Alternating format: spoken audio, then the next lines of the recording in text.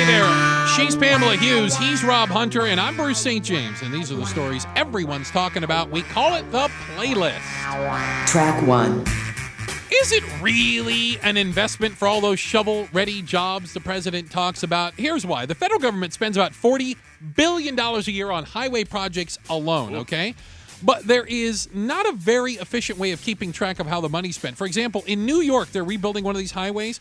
They have cost overruns now to the point that it's cost them $72 million per mile to build this freeway. It might be a shovel-ready job, but it's not a very good deal for the taxpayers. No, because, the taxpayers are actually the company that's building these roads, so to speak. If a company has a construction company come in and build something, you have somebody monitoring it. Hello? The government isn't monitoring it, and it's so frustrating. I wonder why we have so much waste. Yeah. I'm just going to cite to you an example being from Boston that we know very well about. I know where you're going. It took 2 decades. It was called the Big Dig. How much was that over? $12 billion, just over budget. $12 billion amongst friends. No big deal, right? Track 2. All right, well, forget the poinsettias this year, guys. Really? Deck the halls with a tomato plant. Tomato plant? Yeah, University of New Hampshire. They've been experimenting with some dwarf tomato plants as holiday decor. Really? You may have seen those ornamental chili peppers that kind of come in pots. Those, People yes. give those as house guest gifts or something like sure. that around the holidays.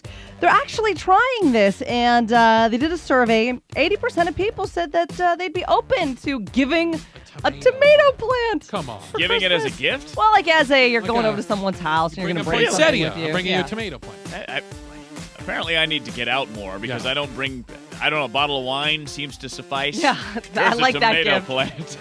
Not many are going to argue against that. Why do I think this is being brought up by the Tomato Growers Association of America that they think this is a hell of an idea? They've got to have one. They have to have one.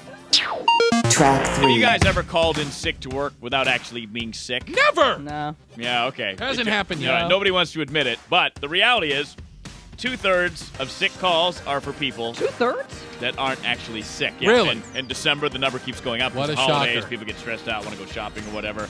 And overall, for a year-long picture, the last 4 years, the number's gone up 18%. Really? Yeah, people faking it. Well, this is what happens when people feel a little more taken advantage of. They haven't gotten raises or say, I'm going to take the day off. In my head, I show up here sick sometimes. So in my head, I have a running day of days I could have stayed home, and if I ever feel the need, I'm going to take them. I'm keeping You've track of earned my them? own. I've earned sick days by showing up sick. Oh, great. That's You the get way the I rest look of at us it. sick. Yeah. Well, you know what? I think you were onto something there, Bruce. I think people right now feel, their job might not be as secure as it has been in years past, especially over the last 4 years. So they don't feel as bad taking a sick day as they do a vacation day because, hey, I was sick. I was sick. Track 4. Well, just like before, we talk about wasting money and influence. What is going on at DPS? The Arizona Department of Public Safety just bought a whole bunch of new tasers. Those electric zapping How's that machines, go right?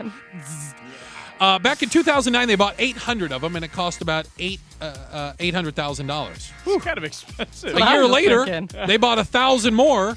That order cost $1.9 million. The math doesn't. And the person in charge of buying them has a connection with the taser company. Here we go again. Add on to the fact that I don't think tasers are used properly a lot of the times, and you can just see where this is headed.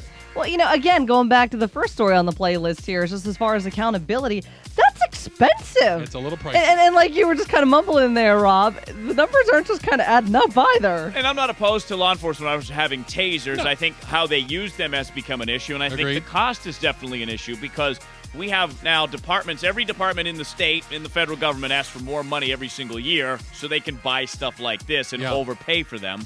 That I'm not cool with. Track 5. All right, guys, step away from the cookie dough. What? Why? Yes, the little tubes of cookie dough that we all Yeah. sneak little I've seen bites that.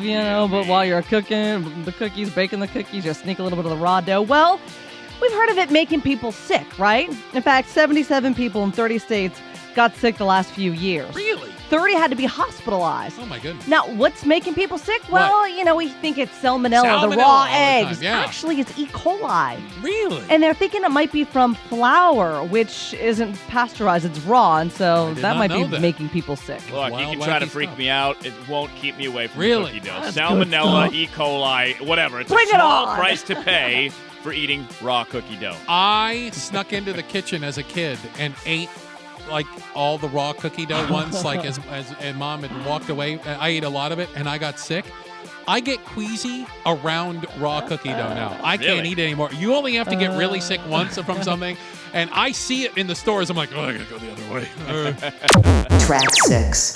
Did you guys ever name like a favorite movie? If someone said, "What is your absolute favorite movie?" Fletch. All right, you can. Greatest movie of all time. I can't pick know. one. There's too many. Songs, same thing. I can't pick a song. How about when it comes to the hottest woman ever? Ooh. Too tough to name, right? Whoa. You can ask the same thing of Pamela. Name the hottest. You can even Yeah. narrow Right. it down to the top.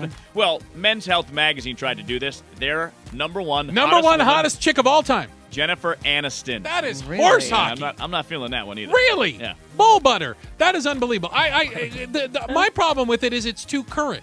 Over the entire existence of man, for goodness sakes, we've decided Jennifer Aniston. And by the way, Jennifer Aniston is cute. She's not sexy. Oh, there's a difference. Oh, Huge let me difference, assure yeah. you there's a difference. Huge difference between cute and sexy. All right, I want to hear what that is. It was kind of interesting because you said, she's a little too current. Well, they're saying that Raquel Welch is number 2, and Marilyn Monroe came in at number 3. Where's Michelle Phillips on that list? I don't think she's on the list. Hot like fire. Alrighty, that Kim is. Kardashian's on the list. Oh God in heaven! Well, That's a travesty. That disqualifies the whole list. That is the playlist. We do it at 9:30, 10:30, and 11:30. Get you caught up on the stories that people are talking about. We thank you for joining us for this hour's version of the playlist.